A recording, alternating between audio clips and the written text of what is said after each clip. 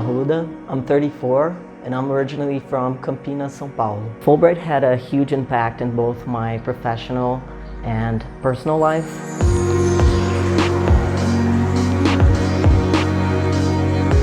Ever since I can remember, I've always wanted to be an artist. I think my mom really encouraged that and encouraged me to pursue a degree in arts. My artistic practice was for me a tool for processing and making sense of my feelings, and especially as lesbian, a kind of masculine and awkward teenager growing up in a small town. My drawings were kind of a refuge where I created more habitable worlds. I have a double degree in visual arts at Unicamp, and in my third year I got a grant to study in Spain. So I also have a degree from Universidad Politécnica de Valencia, and so I decided to pursue a master's in feminist art history, and I got that degree from Universidade de São Paulo. And during that time I was very involved with feminist and lesbian activism in São Paulo. My life was kind of split into academia and activism, and my artistic practice really got channeled to activism.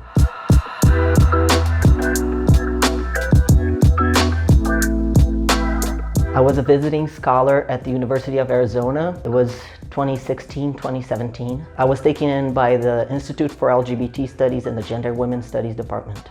When I first arrived in Tucson, it was during the Trans Studies Conference. And it was mind-blowing for me to engage with other trans scholars. It also gave me a great sense of belonging to have trans professors at the faculty in the Gender Women's Studies department at the U of A. And also it gave me an opportunity to forecast my work. So I was a part of a lot of conferences. I was invited as a guest lecturer to many universities.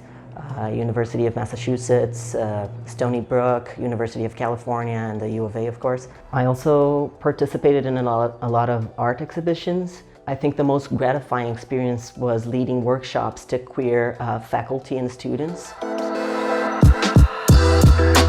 It wasn't just academic internship for me. I was also very involved with social justice organizations like Casa Mariposa and Mariposas Sin Fronteras, where I met amazing immigrant, queer, and trans people who are still very much a part of my life. I also met my partner, Ray. Another high point for my personal life was the opportunity to have top surgery in Tucson, and my surgeon was also a trans person. So that was life-changing and really transformed my relationship to my body and my personal life. All of these experiences contributed greatly for my professional path, both in the US and here in Brazil. It was an experience that helped me envision a place in academia for myself and for my community. So coming back to Brazil, we were able to create the first Brazilian research group formed only exclusively by trans people. From that, we unfolded a conference called Transferidas, in which we depicted most of our research and methodology created by trans people.